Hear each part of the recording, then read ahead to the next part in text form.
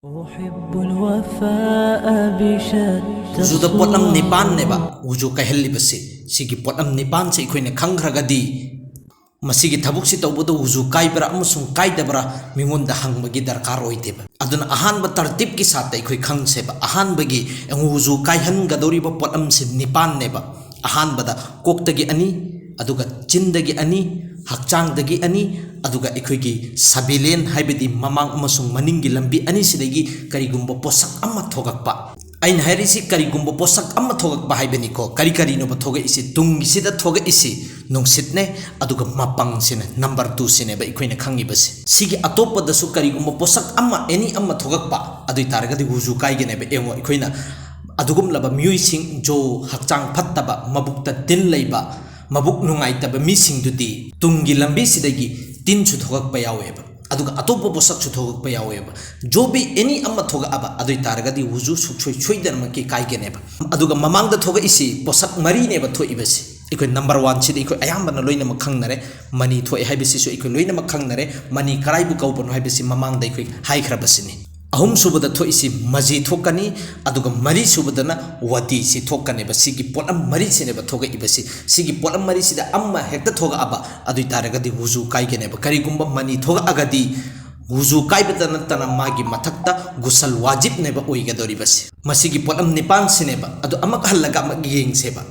अहान बगी कोक्तगी अनि हारिसि हुजुदा कहन ब पोलम निपान ने ब लेरिस हुजु कहन ब पोलम निपान सिदा अहान ब कोक्तगी अनि ने ब कोक्तगी अनि सि ngaurubा नत्रगना वान थारुबा ngaurubा हाइब पोसक सि मंगोंद ज्ञान लैब नतेब अदुइ तारगदी मागी हक्चांग सिदगी करी थोखरिमो करी चतखरिमो खंगम ngमदबनिना हुजु काइर हाइबनेब अदुगा वान थाबदुगिसु हुकुम अदुनेब वान थाब हाइब मिसक्सि करीमता खंगब ngमदेब करी थोखिबनो करी चतखिबनो नत्रगना करी ओइखिबनो खंगब ngमदबनिना शरीयतना मासि हुजु काइबगी हुकुम द लगाइ खरनेब यारेदना अदुगा अनि सुबना चिंदगी फजन खबुम थमना ओखरबा अदुइ तारगदी हुजु काइरगनी अदुगा अनि सुब पोसक्ता याउरिसे अम्मना नमाज मनुंगदा खोंजेल हौना नुउबा हाइबसे सिसिगा वुजुगा करी मरी लेनबनो हाइब मतमदा जब जिस वक्त नबी अलैहि सलातो वसलाम सिना जमात की नमाज सोलेबा अदुगी मतम मदुदा ममित तांगबा सहाबी यम यावेबा अब्दुल्ला इब्ने मक्तुम मैना अदु मासु जमात की फजिलती खंगबनिना चेले इमिदना जमातु नंगनांगाई गी रुकु नंगनांगाई नेना चलक पकान ममांग द कोंगुत अमा लैबदुदा हेक्ता कोंगुतुदा खुदी थिजिनर हेक्ता तुजन्नबने अदु साबा सिंगजी उ कांदा हेक्ता फाफ फाफ हेक्ता नु नखरे नमाज मनुंगदा नमाज लोइरे अदि मतुंग अदुदा अमका हारिबसे अल्लाह गे रसूलना जो नमाज मनुंगदा खोंजेल हौना नोखिबा मी सिंगदो उजु तौरुजौ अदि दुगा अमक हल्लगा नमाज हल्लु सिने भाई हरिसे अदुना मुहद्दिसिन सिंगसिना हुकुम लगाइ रिबसी करिना अदुगुम लबा मी जो नमाज मनुंगदा कन्ना नो इबा मिदो हुजु काइगने हाइबने करी मरम के अल्लाह के रसूलना हुजु तौरुजौ अदुगा अमक हल्लगा नमाज सोल हाइबसी सिखके हुजु कहन बने अदु अमको ओलमाई केरम सिंगजी थिगलिसि करम नमाजतनो रुकु सजदा याव नमाजतनी हाइ खरिसे जनाजागी नमाजता रुकु सजदा यावते अदुइ तारगदी रुकु सजदा याव दब नमाजता कन्ना नो उरगदी नमाज तिकाइगनी अदुगा हुजुदी काइरोए सिने लैरिसे यारेदना नोपसि करी मरम की कारी मोन अनि सुबदना चांग दै थोगपा फत्तब थोगप हाइबसि ई हाइबसि सु नापाक मखल अमनी ई थोगकपा थोगा अगा पोंखतलगा लैरि फौबदी उजु काइदेबा उजु सुकाइ काइरोएबा अदुगा थोगा अगा पोंखतलगा लैरिङै सिदा आइना चेगुम्बना फीगुम्बना नपथोखरेने याम मरु ओइबा मसलानी थोगे एदना पोंखतला लैखरे नाइ नत्रगा इसी अदु इखोइना चेना फीना नपथोखरेबा नपथोखरबा मतुंग अमखला थोगेबा दुइ तारगदी उजु काइरनेबा इबाय करिगुम्बा इखोइना नपथोखर मतुंग सिदा ई नत्र नाइसि थोगक्तरेने उजु काइदे इखोइना चिंगनैदना सिदा थोगा खर कैनोमा अदु इखोइना फुरीगुम सौरुकांद खोटलुबा नत्रगना खोतलु कांद एकते थोगा फीना एकते नपखरे सि उजु काइरि जातला काइदब जातला फी सि सेंगिब्रा सेंगदब्राना फीदा कैसो अकाइबे लेते फीदा अदुगी ईदुना कैसु अकाइबे लैरोय अदुगा हक्चांगी उजुदु अदु तोत खरेने सिदा नपथोखरे अदुइ तारे मथंग थोगक्प्रा सि येंगनेबा थोगा अगदी उजु काइरे थोगक्त्रगना उजु काइदरे यारेदना सि अहम ओइबा मसलाने अनि सुबदना इखोइना तुम हाइबे पोसक से फमुंगदा फजना तुम खरगदी ꯑꯗꯨ ꯃꯍꯨꯁꯨ ꯀꯥꯏꯒꯗꯅꯤ ꯁꯨꯛꯁꯣꯏ ꯁꯣꯏꯗꯅꯃꯛꯀꯤ ꯀꯥꯏꯔꯅꯤ ꯀꯔꯤ ꯃꯔꯝꯒꯤ ꯇꯨꯝꯕ ꯍꯥꯏꯕꯁꯤꯁꯨ ꯈꯪꯗꯦ ꯑꯁꯤꯕꯒ ꯆꯞ ꯃꯥꯟꯅꯩ ꯋꯥꯟꯊꯕꯒ ꯆꯞ ꯃꯥꯟꯅꯩ ꯑꯩꯒꯤ ꯍꯛꯆꯥꯡ ꯄꯨꯟꯅ ꯂꯨꯁ ꯑꯣꯏꯌꯦꯕ ꯍꯛꯆꯥꯡ ꯄꯨꯂꯞꯁꯤ ꯂꯨꯁ ꯑꯣꯏꯈ꯭ꯔꯦꯕ ꯄꯨꯂꯞꯅ ꯍꯥꯏꯕꯗꯤ ꯂꯣꯏꯅꯃꯛ ꯑꯩꯈꯣꯏꯒꯤ ꯀꯔꯤ ꯍꯥꯏꯇꯥꯔꯦ ꯕ꯭ꯔꯦꯛ ꯑꯃꯐꯥꯎ ꯂꯩꯇ꯭ꯔꯦ ꯅꯠꯇ꯭ꯔꯒꯅ ꯂꯣꯏꯅꯃꯛ ꯂꯦꯊꯈ꯭ꯔꯦ ꯍꯥꯏꯇꯥꯔꯦ ꯂꯦꯊꯈ꯭ꯔꯦ ꯍꯛꯆꯥꯡꯁꯤ ꯄꯨꯂꯞꯅ ꯑꯗꯨ ꯇꯥꯔꯒꯗꯤ ꯑꯩꯒꯤ ꯃꯃꯥꯡꯗꯒꯤ ꯃꯅꯤꯡꯗꯒꯤ ꯀꯔꯤ ꯊꯣꯛꯈ꯭ꯔꯤꯃꯣ ꯍꯥꯏꯕꯁꯤ ꯑꯩꯅ ꯈꯪꯗꯕꯅꯤꯅ ꯑꯗꯨꯗꯁꯨ ꯎꯖꯨ ꯀꯥꯏꯒꯅꯤꯅ ꯍꯨꯀꯨꯝ ꯂꯒꯥꯏꯔꯤꯕꯅꯦ ꯑꯗꯨꯒ ꯑꯩꯈꯣꯏꯅ ꯇꯨꯝꯕꯁꯤꯒꯤ ꯇꯔꯤꯀꯥꯗ ꯀꯔꯤꯒꯨꯝꯕ ꯖꯞꯇꯛꯀꯤ ꯑꯩꯈꯣꯏꯅ ꯑꯩꯒꯤ ꯊꯨꯟ ꯑꯅꯤꯁꯤ ꯖꯃꯤꯟꯁꯤꯗ ꯅꯝꯖꯜꯂꯒ ꯂꯩꯔꯤꯕ ꯑꯩꯅ ꯎꯏꯔꯤꯕ ꯖꯞꯇꯛꯀꯤ ꯑꯗꯨꯃꯥꯏꯅ ꯂꯩꯔꯤꯉꯩꯗ ꯎꯏꯔꯤꯕ ꯃꯇꯤꯛ ꯎꯖꯨꯗ ꯀꯩꯁꯨ ꯑꯀꯥꯏꯕ ꯂꯩꯇꯦ ꯀꯔꯤꯒꯨꯝꯕ ꯑꯩꯅ ꯎꯏꯅ ꯊꯨꯟꯁꯤ ꯀꯪꯈꯠꯈ꯭ꯔꯦꯅ ꯎꯖꯨ ꯀꯥꯏꯕꯒꯤ ꯑꯩꯒꯤ ꯅꯨꯡꯁꯤꯠꯁꯤ ꯆꯠꯈꯤꯕꯒꯤ ꯆꯥꯟꯁꯦꯁ ꯂꯩꯔꯒꯗꯤ ꯎꯖꯨ ꯀꯥꯏꯕꯗ ꯍꯨꯀꯨꯝ ꯂꯩꯒꯅꯦꯕ ꯑꯗꯨ ꯀꯔꯝꯍꯥꯏꯅ ꯑꯩꯈꯣꯏꯅ ꯀꯔꯤꯒꯨꯝꯕ ꯖꯞꯇꯛꯀꯤ ꯁꯤꯒꯤ ꯖꯃꯤꯟꯁꯤꯗ ꯁꯨꯃꯥꯏꯅ ꯐꯝꯃꯒ ꯑꯩꯅ ꯐꯝꯃꯤꯕ ꯁꯨꯃꯥꯏꯅ ꯐꯝꯃꯤꯕ ꯁꯨꯃꯥꯏꯅ ꯅꯠꯇ꯭ꯔꯒꯅ ꯑꯩꯈꯣꯏꯒꯤ ꯕꯁ ꯃꯅꯨꯡꯗ ꯕꯁꯇ ꯁꯤꯠꯇ ꯐꯝꯃꯤꯗꯅ ꯐꯥꯟꯗ ꯑꯩꯈꯣꯏ ꯐꯝꯃꯤ ꯅꯠꯇ꯭ꯔꯒꯅ ꯒꯥꯔꯤꯒꯤ ꯁꯤꯠꯇ ꯐꯝꯃꯤꯗꯅ ꯊꯨꯟ ꯑꯅꯤꯁꯤ ꯆꯞꯆꯟꯅꯔꯒꯅꯦꯕ ꯐꯝꯃꯤꯁꯤ ꯁꯤꯗ ꯀꯔꯤꯝꯇ ꯊꯣꯛꯂꯛꯄꯒꯤ ꯆꯥꯟꯁꯦꯁ ꯂꯩꯇꯦ ꯊꯣꯛꯅꯤꯡꯉꯁꯨ ꯀꯪꯈꯠꯄ ꯗꯔꯀꯥꯔ ꯑꯣꯏꯌꯦꯕ ꯑꯣꯏꯗ꯭ꯔꯣ ꯑꯗꯨ ꯑꯣꯏꯇꯥꯔꯒꯗꯤ ꯁꯤꯒꯤ ꯍꯥꯂꯠꯁꯤꯗ ꯑꯩꯈꯣꯏꯅ ꯖꯤꯇꯅ ꯎꯏꯔꯦ ꯃꯇꯤꯛ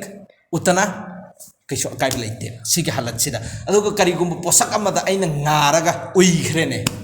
ꯁꯤꯗꯁꯨ ꯍꯧꯖꯤꯛ ꯀꯥꯏꯗ꯭ꯔꯦꯕ ꯍꯧꯖꯤꯛ ꯖꯞꯇꯛꯀꯤ ꯀꯔꯤꯒꯨꯝꯕ ꯃꯥꯅ ꯎꯏꯕꯒꯤ ꯆꯥꯡꯁꯤ ꯇꯨꯝꯕꯒꯤ ꯆꯥꯡꯁꯤ ꯒꯦꯍꯔꯤꯅꯤꯟ ꯑꯣꯏꯈ꯭ꯔꯦꯅꯦ ꯐꯖꯅ ꯇꯨꯝꯊꯈ꯭ꯔꯦ ꯉꯁꯥꯏꯒꯤ ꯉꯥꯔꯤꯕ ꯄꯣꯠꯁꯛꯁꯤ ꯂꯧꯊꯣꯛꯄ ꯃꯇꯝꯗ ꯃꯥꯁꯤ ꯖꯃꯤꯟꯁꯤꯗ ꯗꯔꯝ ꯑꯩꯅ ꯍꯥꯏꯊꯔꯛꯀꯗꯕ ꯑꯣꯏꯇꯥꯔꯒꯗꯤ ꯍꯨꯖꯨ ꯀꯥꯏꯔꯅꯦꯕ ꯑꯗꯨ ꯅꯠꯇ꯭ꯔꯤ ꯐꯥꯎꯕ ꯍꯨꯖꯨꯁꯨ ꯀꯥꯏꯕ ꯂꯩꯇꯦ ꯂꯦꯞꯅ ꯎꯏꯔꯦꯅꯦ ꯀꯩꯗꯧꯅꯨꯡꯗ ꯍꯨꯖꯨ ꯀꯥꯏꯔꯣꯏ ꯁꯩꯗꯥꯒꯤ ꯍꯥꯂꯠꯇ ꯔꯨꯀꯨꯒꯤ ꯍꯥꯂꯠꯇ ꯑꯩꯅ उइरे कैसु उजुदा अकाइब लेरोय करीगी लेपना उइरिसिगी मतलब ती हक्चांगसी ढिला ओइद्रिबा हक्चांगसी लेथद्रिबा हक्चांगसी टाइट ओइरिबा लेथगरदि मा तुर ओइद्रो ग्या लै अदुनदि उजु काइरो यारेदना सिगी रूल लमा अदुगा अरोइबदना करमबनो हाइकांदा अखोइगी तुंगदगी एनी लंबी मदगी पोसक अमा थोगकपा हाइबनेबा तुंगदगी थोगइसि करमबा नुंसितने अदुगा मपंगदुने अदुगा एनी अमा थोगकपा तिन ओइगेरा कांग ओइगेरा जोबि थोगकपा सिंगदु जब्बि थोगअबा अदुइ तारगदि उजु काइगने अदु तुंगी थोगकपसि सिसि कै कबि कबिदा अखोइना फजना उजुसि तौरोनी अदुगा हंजलापा मतुंगसिदा थुनगी मरकसिदा मरिंग चटपा यावगन नुंसिसि थोखरब्रा अमसुं थोक्तिरिब्रा हाइबगी हर एक मी खुदिंगमक्ता इबाइ खैदेसि रंगनी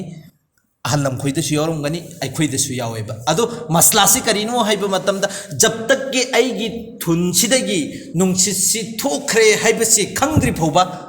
उजुसु काई देबा करिगुम आइगे वखलसिन ओ सिसि सुस लाउना थोखरे को ना खंगबा अदुइ तारगदी उजु काइरनेबा अदुगा करिगुम सुमना खक्के मरेंग चटलगा सुम सानरगा बक सुम तौरगा सानरगा लैरि फौदी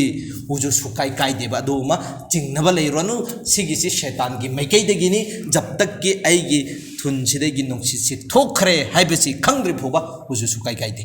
सिमलोरेको अदुगा ममांगदगी करी थोकपनो सिगी लंबी अनि सिदे एनी अमा थोगकपा मतमदा उजु काई दोरिमे ममांगदा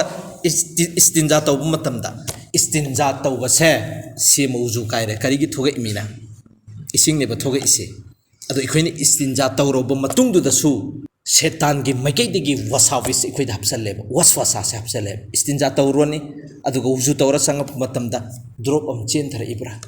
चेन थरक्तब्रा ए सि मलहनबा चिंगनबा सि यावगने हर एक खुदिंग मक तौगने अदु तारगदी करिनो हाय कांदा अहानबा नंगनो इस्तिंजा से तौ मतमदा युंखाक नाइबा हाइबे पोसक से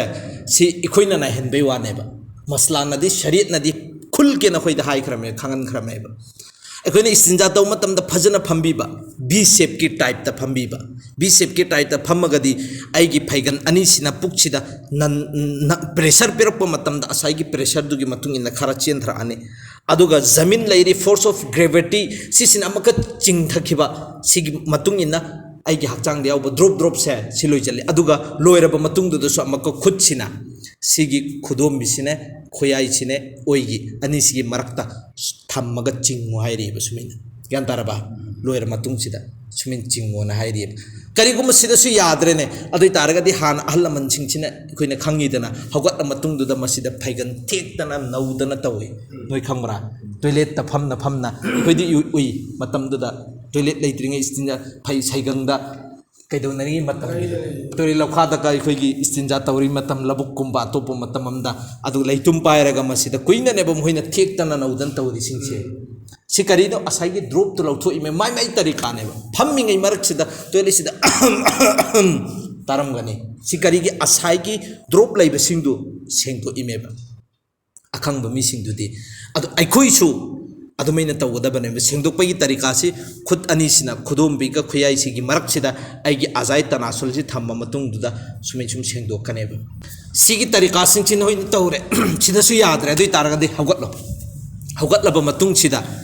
ꯈꯨꯠ ꯈꯣꯡꯁꯤ ꯐꯖꯅ ꯂꯦꯞꯄꯤꯃꯤꯗꯅ ꯂꯦꯞꯄ ꯈꯨꯅꯤꯡꯁꯤ ꯀꯥꯡꯈꯠꯂꯣꯕ ꯁꯨꯃꯥꯏꯅ ꯈꯨꯅꯤꯡ ꯀꯥꯡꯈꯠꯂꯅꯤꯗꯅ ꯑꯗꯨꯏꯗꯨꯒ ꯇꯛ ꯂꯥꯎꯅ ꯊꯥꯔꯛꯑꯣ ꯒ꯭ꯌꯥꯟ ꯇꯥꯕ꯭ꯔꯥ ꯍꯥꯏꯁꯤ ꯈꯨꯅꯤꯡꯁꯤ ꯀꯥꯡꯈꯠꯂꯣ ꯑꯗꯨꯏꯗꯨꯒ ꯇꯛ ꯑꯩꯅ ꯖꯃꯤꯟꯁꯤꯗ ꯁꯤ ꯃꯉꯥꯔꯛ ꯇꯧ ꯁꯤ ꯄꯨꯡꯂꯣꯏ ꯂꯣꯏꯈ꯭ꯔꯦ ꯁꯦꯡꯗꯣꯛꯈ꯭ꯔꯦ ꯑꯩ ꯗ꯭ꯔꯣꯞ ꯑꯃꯐꯥꯎ ꯂꯩꯇ꯭ꯔꯦꯅ ꯅꯪꯒꯤ ꯊꯃꯣꯏ ꯃꯅꯨꯡꯁꯤꯗ ꯈꯜꯂꯦ ꯀꯣ ꯈꯜꯂꯕ ꯃꯇꯨꯡꯗꯨꯗꯒꯤꯗꯤ ꯀꯔꯤ ꯊꯣꯛꯑꯣꯕ ꯑꯗꯨꯒ ꯏꯁꯤꯡ ꯈꯔ ꯂꯧꯔꯒ ꯑꯩꯒꯤ ꯃꯐꯝꯁꯤꯗ ꯆꯥꯏꯖꯟꯈꯣꯕ ꯑꯗꯨꯏ ꯃꯇꯨꯡꯗꯨꯗ ꯊꯣꯛꯏꯃꯤ ꯊꯣꯛꯇ꯭ꯔꯤꯃꯤ ꯍꯥꯏꯕꯁꯤꯡꯁꯤ ꯑꯃ ꯂꯧꯕꯤꯔꯨꯑꯅꯣꯕ ꯑꯩꯗꯤ ꯁꯦꯡꯗꯣꯛꯑ ꯊꯝꯃꯝꯃꯕꯅꯤ ꯁꯤ ꯁꯩꯇꯥꯟꯒꯤ ꯃꯥꯏꯀꯩꯗꯒꯤ ꯋꯁꯣꯁꯥꯅꯤ ꯀꯔꯤꯝꯇ ꯊꯣꯛꯂꯛꯄ ꯅꯠꯇꯦ ꯑꯩꯒꯤ ꯐꯤꯗ ꯑꯩꯅ ꯍꯧꯖꯤꯛ ꯏꯁꯤꯡ ꯆꯥꯏꯖꯟꯈꯤꯕꯗꯨꯅꯤ ꯑꯩꯅ ꯈꯜꯂꯒ ꯅꯃꯥꯖꯇꯨ ꯆꯦꯟ ꯑꯃꯁꯨꯡ ꯁꯨꯀꯨꯟꯒꯤ ꯁꯥꯞꯇ ꯁꯣꯜꯂꯣ ꯍꯥꯏꯕꯅꯦ ꯌꯥꯔꯦꯗꯅ ꯁꯤ ꯀꯔꯤꯒꯤ ꯆꯤꯡꯅꯕ ꯊꯝꯃꯨꯔꯅꯣꯕ ꯑꯗꯨꯁꯨ ꯑꯃꯨꯛꯀ ꯆꯤꯡꯅꯕ ꯊꯝꯃꯒꯗꯤ ꯅꯪꯁꯨ ꯑꯃꯨꯛꯀ ꯁꯩꯇꯥꯟꯒꯤ ꯋꯁꯥꯋꯤꯁꯀꯤ ꯂꯥꯡꯗ ꯊꯨꯔꯕꯅꯦ ꯌꯥꯔꯦꯀꯣ ꯁꯤ ꯑꯃ ꯀꯔꯤꯒꯨꯝꯕ ꯍꯣꯏ ꯑꯗꯨꯒꯨꯝꯂꯕ ꯃꯤꯑꯣꯏꯁꯤꯡꯁꯨ ꯂꯥꯏꯅꯥ ꯂꯩꯔꯤꯕ ꯁꯜꯁꯂꯦ ꯕꯣꯜ ꯍꯥꯏꯔꯤꯁꯤ ꯌꯨꯡꯈꯥꯛ ꯅꯥꯏꯕ ꯑꯗꯨꯝ ꯁꯦꯀꯦꯟ ꯈꯨꯗꯤꯡꯒꯤ ꯃꯤꯅꯠ ꯈꯨꯗꯤꯡꯒꯤ ꯊꯣꯛꯏꯕ ꯑꯗꯨꯒꯤꯅ ꯃꯁꯂꯥ ꯇꯣꯡꯉꯥꯜꯂꯤ ꯃꯈꯣꯏꯒꯤꯅꯕꯨ ꯀꯔꯝꯍꯥꯏꯅ ꯇꯧꯏ ꯍꯥꯏ ꯀꯥꯟꯗ ꯚꯥꯏ ꯅꯃꯥꯖ ꯃꯇꯝꯁꯤ ꯌꯧꯔꯛꯄ ꯀꯥꯟꯗ ꯎꯖꯨ ꯇꯧꯔꯣ ꯑꯜꯂꯥꯅꯤꯗꯅ ꯐꯖꯅ ꯎꯖꯨ ꯇꯧꯔꯣ ꯑꯗꯨꯏꯗꯨꯒ ꯅꯃꯥꯖ ꯂꯣꯏꯗ꯭ꯔꯤ ꯐꯥꯎꯕ ꯄꯦꯁꯥꯞꯁꯤ ꯀꯇ꯭ꯔꯥ 100 ꯊꯣꯛꯑꯁꯨ ꯗ꯭ꯔꯣꯞ 1000 ꯊꯣꯛꯑꯁꯨ ꯃꯉꯣꯟꯗ ꯀꯔꯤꯝꯇ ꯑꯀꯥꯏꯕ ꯑꯣꯏꯔꯣꯏ ꯎꯖꯨ ꯑꯗꯨꯝ ꯑꯣꯏꯒꯅꯤ ꯅꯃꯥꯖ ꯑꯗꯨꯝ ꯑꯣꯏꯔ ꯂꯩꯒꯅꯤ ꯑꯗꯨꯒ ꯅꯃꯥꯖ ꯁꯣꯟꯕ ꯂꯣꯏꯔꯀꯥꯟꯗ ꯉꯁꯥꯏꯒꯤ ꯃꯥꯒꯤ ꯎꯖꯨꯗꯨ ꯄꯨꯡꯂꯣꯏ ꯂꯣꯏꯈꯤꯅꯤ ꯃꯊꯪꯒꯤ ꯅꯃꯥꯖ ꯃꯇꯝ ꯌꯧꯕ ꯃꯇꯝꯗ ꯑꯃꯨꯛꯀ ꯁꯤꯅ ꯑꯗꯨꯒꯨꯝꯂꯕ ꯂꯥꯏꯅꯥꯁꯤꯡꯗꯨꯒꯤꯅꯦꯕ ꯐꯤꯗꯨꯗꯤ ꯑꯩꯈꯣꯏꯅ ꯑꯦꯍꯇꯤꯌꯥꯠ ꯇꯧꯕ ꯇꯥꯔꯦꯗꯅ ꯐꯤꯗꯨꯒꯤꯗꯤ ꯇꯣꯉꯥꯟꯅ ꯃꯌꯥꯝ ꯑꯃ ꯂꯩꯔꯤ ꯍꯧꯖꯤꯛ ꯅꯨꯄꯤꯒꯤꯁꯨ ꯏꯗꯨ ꯊꯣꯛꯂꯛꯇꯅꯉꯥꯏꯅꯤꯅ ꯃꯈꯣꯏꯗꯤ ꯅꯞꯆꯟꯅꯉꯥꯏ ꯂꯩꯔꯤ ꯅꯨꯄꯥꯒꯤꯁꯨ ꯃꯔꯛ ꯑꯃ ꯇꯧꯅꯔꯝꯃꯤ ꯃꯌꯥꯝ ꯑꯃ ꯀꯣꯟꯗꯣꯝ ꯍꯥꯞꯆꯟꯗꯨꯁꯨ ꯌꯥꯎꯅꯔꯤ ꯀꯔꯤꯒꯤ ꯉꯁꯥꯏꯒꯤ ꯗ꯭ꯔꯣꯞꯇꯨ ꯀꯣꯟꯗꯣꯝꯗꯨꯗ ꯆꯪꯈꯤꯅꯉꯥꯏꯒꯤꯅꯦꯅ ꯃꯥꯏ ꯇꯔꯤꯀꯥ ꯂꯩꯔꯤ ꯑꯗꯨ ꯍꯧꯖꯤꯛꯇꯤ ꯇꯤꯁꯨ ꯄꯦꯄꯔ ꯂꯩꯔꯤ ꯇꯤꯁꯨ ꯄꯦꯄꯔꯗꯨ ꯅꯞꯆꯟꯅꯕ ꯌꯥꯎꯔꯤ ꯑꯦꯅꯤ ꯑꯃ ꯖꯣꯕꯤꯗꯨ ꯁꯧꯍꯜꯂꯠ ꯑꯣꯏꯕꯁꯤꯡꯗꯨ ꯃꯣꯏꯅ ꯇꯧꯔꯅꯤ ꯐꯤꯗꯨ ꯁꯦꯡꯅꯉꯥꯏꯒꯤꯗꯃꯛꯇ ꯑꯟꯗꯔꯋꯦꯌꯔꯗ ꯍꯥꯞꯆꯜ ꯑꯗꯨꯒꯤ ꯑꯟꯗꯔꯋꯦꯌꯔꯗꯨ ꯃꯊꯪꯒꯤꯗꯃꯛꯇ ꯂꯧꯊꯣꯛꯈ꯭ꯔꯅꯤ ꯀꯔꯤꯅꯣ ꯁꯤ ꯇꯔꯤꯀꯥꯁꯤꯅꯦꯕ ꯁꯤꯅ ꯏꯁꯇꯤꯟꯖꯥ ꯇꯧꯕꯒꯤ ꯑꯗꯨꯒ ꯄꯣꯠꯂꯝ ꯑꯅꯤ ꯊꯣꯛꯏꯁꯤꯅ ꯃꯖꯤ ꯍꯥꯏꯕ ꯑꯃ ꯂꯩꯌꯦꯕ ꯃꯖꯤ ꯍꯥꯏꯔꯤꯁꯤ ꯀꯔꯤꯅꯣ ꯍꯥꯏꯕ ꯃꯇꯝꯗ ꯚꯥꯏ ꯖꯕꯤ ꯑꯩꯒꯤ ꯍꯛꯆꯥꯡꯁꯤꯗ ꯀꯔꯤꯒꯨꯝꯕ ꯄꯣꯠꯁꯛ ꯑꯃ ꯅꯨꯄꯤꯒꯤ ꯋꯥꯈꯜ ꯈꯟꯕꯗ ꯅꯠꯇ꯭ꯔꯒꯅ ꯑꯗꯨꯒꯨꯝꯂꯕ ꯐꯠꯇꯕꯒꯤ ꯋꯥꯈꯜ ꯑꯃ ꯍꯦꯛ ꯈꯜꯂꯨꯕ ꯅꯠꯇ꯭ꯔꯒꯅ ꯅꯨꯄꯤꯒ ꯍꯦꯛ ꯂꯦꯞꯃꯤꯟꯅꯔꯨꯕ ꯐꯝꯃꯤꯟꯅꯔꯨꯕ ꯅꯠꯇ꯭ꯔꯒ ꯍꯦꯛ ꯊꯦꯡꯅꯔꯨꯕ ꯃꯇꯝꯗ ꯑꯩꯉꯣꯟꯗ ꯈꯤꯇꯪ ꯊꯃꯣꯏ ꯃꯅꯨꯡꯗ ꯁꯩꯇꯥꯟ ꯋꯥꯈꯜꯅꯤꯗꯅ ꯅꯨꯡꯉꯥꯏꯕ ꯐꯥꯎ ꯃꯇꯝꯗ ꯗ꯭ꯔꯣꯞ ꯑꯃ ꯆꯦꯟꯊꯣꯔꯛꯏꯕ ꯗ꯭ꯔꯣꯞ 2 ꯆꯦꯟꯊꯣꯔꯛꯏꯕ ꯗ꯭ꯔꯣꯞ 3 ꯆꯦꯟꯊꯣꯔꯛꯏꯕ ꯈꯤꯇꯪ ꯅꯥꯡ ꯂꯥꯎꯕ ꯄꯣꯠꯁꯛꯁꯦ ꯁꯤ ꯃꯖꯤ ꯀꯧꯏ ꯁꯤ ꯊꯣꯛꯑꯒꯗꯤ ꯎꯖꯨ ꯀꯥꯏꯒꯅꯤ ꯒꯨꯁꯜꯗꯤ ꯋꯥꯖꯤꯕ ꯑꯣꯏꯔꯣꯏ ꯍꯧꯖꯤꯛ ꯃꯇꯝꯁꯤꯗ ꯌꯥꯝꯅ ꯑꯩꯈꯣꯏꯅ ꯄꯥꯈꯪ ꯂꯩꯁꯥꯕꯤꯁꯤꯡꯁꯤꯒ ꯅꯨꯄꯤ ꯋꯥꯔꯤ ꯁꯥꯟꯅꯔꯨꯕ ꯅꯠꯇ꯭ꯔꯒꯅ ꯐꯣꯟꯗꯒꯤ ꯑꯗꯨꯒꯨꯝꯂꯕ ꯐꯠꯇꯕ ꯐꯩꯖꯣꯝ ꯊꯣꯛꯄꯤ ꯅꯨꯄꯤ ꯈꯔ ꯌꯦꯡꯉꯨꯕ ꯐꯤ ꯀꯥꯝꯕ ꯁꯤꯠꯄ ꯌꯦꯡꯉꯨꯕ ꯑꯩꯉꯣꯟꯗ khitang ꯅꯨꯡꯉꯥꯏꯕ ꯐꯥꯎꯔꯛꯄ ꯗ꯭ꯔꯣꯞ ꯑꯃ ꯍꯦꯛ ꯊꯣꯛꯂꯛꯄ ꯅꯨꯄꯤ ꯊꯤꯕꯁꯤꯡꯁꯤꯅ ꯉꯁꯤꯗꯤ ꯃꯨꯠ ꯅꯨꯡꯉꯥꯏꯕ ꯅꯨꯃꯤꯠꯅꯤ ꯃꯇꯩ ꯃꯅꯥꯎ ꯑꯅꯤꯁꯤꯅ ꯆꯠꯂꯝꯗꯥꯏꯗ ꯉꯍꯥꯛꯇꯪ ꯀꯣꯜꯂꯨꯕ ꯅꯠꯇ꯭ꯔꯒ ꯉꯍꯥꯛꯇꯪ ꯃꯥꯒꯤ ꯆꯨꯞꯄꯨꯕ ꯃꯆꯤꯟ ꯆꯨꯞꯄꯨꯕ ꯍꯥꯏꯇꯥꯔꯦ ꯅꯠꯇ꯭ꯔꯒ ꯃꯔꯥꯏꯕꯛ ꯆꯨꯞꯄꯨꯕ ꯍꯦꯛ ꯅꯨꯄꯤ ꯊꯤꯕ ꯀꯥꯡꯕꯨꯁꯤꯡꯁꯤꯅ ꯑꯗꯨꯗ ꯍꯦꯛ ꯈꯤꯇꯪ ꯅꯨꯡꯉꯥꯏꯕ ꯑꯃ ꯐꯥꯎꯔꯒ ꯗ꯭ꯔꯣꯞ ꯑꯃ ꯊꯣꯛꯂꯛꯄꯒꯨꯝꯕ ꯁꯤꯒꯤ ꯗ꯭ꯔꯣꯞꯁꯤ ꯀꯔꯤꯅꯣ ꯃꯖꯤ ꯀꯧꯋꯦꯕ ꯁꯤ ꯊꯣꯛꯂꯛꯑꯒꯗꯤ ꯐꯤꯗ ꯇꯣꯠꯈꯤꯕ ꯃꯐꯝꯗꯨ ꯐꯤꯗꯨ ꯈꯛꯇ ꯆꯥꯝꯊꯣꯛꯀꯅꯤ ꯎꯖꯨ ꯀꯥꯏꯒꯅꯤ ꯒꯨꯁꯜꯗꯤ ꯋꯥꯖꯤब ꯑꯣꯏꯔꯣꯏꯌꯦꯕ ꯁꯤꯒꯨꯝꯕ ꯃꯤꯁꯤꯡꯁꯤ ꯃꯖꯥ ꯍꯥꯏꯅ ꯈꯪꯅꯩꯌꯦꯕ ꯑꯜꯂꯥꯍꯒꯤ ꯔꯁꯨꯜꯗ ꯁꯥꯕꯥꯏ ꯀꯦꯔꯥꯝ ꯑꯗꯨꯒꯨꯝꯂꯕ ꯁꯥꯕꯥꯏ ꯀꯦꯔꯥꯝꯁꯤꯡꯗ ꯌꯥ ꯔꯁꯨꯜꯂꯥ ꯑꯩꯈꯣꯏ ꯃꯖꯥ ꯇꯧꯏ ꯑꯩꯈꯣꯏ ꯅꯨꯄꯤꯁꯤꯡꯁꯤꯒ ꯆꯠꯂꯝꯗꯥꯏ ꯊꯣꯛꯑꯝꯗꯥꯏꯁꯤꯗ ꯉꯍꯥꯛꯇꯪ ꯀꯣꯜꯂꯨꯏ ꯉꯍꯥꯛꯇꯪ ꯍꯦꯛ ꯅꯨꯡꯁꯤꯅ ꯋꯥꯔꯤ ꯁꯥꯟꯅꯔꯨꯏ ꯗ꯭ꯔꯣꯞ ꯊꯣꯛꯏ ꯁꯤꯒꯤ ꯑꯩꯈꯣꯏ ꯑꯗꯨ ꯒꯨꯁꯜ ꯇꯧꯏ ꯒꯨꯁꯜ ꯋꯥꯖꯤब ꯑꯣꯏꯔꯕꯩꯅ ꯑꯗꯨꯗ ꯑꯜꯂꯥꯍꯒꯤ ꯔꯁꯨꯜ ꯍꯥꯏꯕ ꯒꯨꯁꯜꯒꯤ ꯀꯣꯏ ꯖꯔꯨꯔꯠ ꯅꯠꯇꯦ ꯎꯖꯨ ꯈꯛꯇꯅꯤ ꯀꯥꯏꯒꯗꯕ ꯕꯁ ꯒꯨꯁꯜ ꯋꯥꯖꯤब ꯑꯣꯏꯔꯣꯏ ꯁꯤꯗꯤ ꯍꯔ एक इंसान की साथने यारेदना सी चाहे नुपी ओइगेरा चाहे नुपा ओइगेरा सी अनिमक थोकने नुपीदसु मागी वखल्लोंदा बाय अपाम्बा यावरिमि मोहोइदसु वरी सान्दरो नुसिना मोहोइदसु थोएबा मयाम अमा थोकपा यावरि अदुगा बहुत कम द थोकपा यावरि सिगी थोकपगी कानबसि करिनो हाइबा मतमदा भाई असाइगी अइना मनीगी नहोइद इखोइगी करि दविदना तारीफ तवि मनी कराइबि कोबोनो हाइबसि म नहोइद खंगलिदना असुक यामना पावरफुल ओइबा पोसक्सि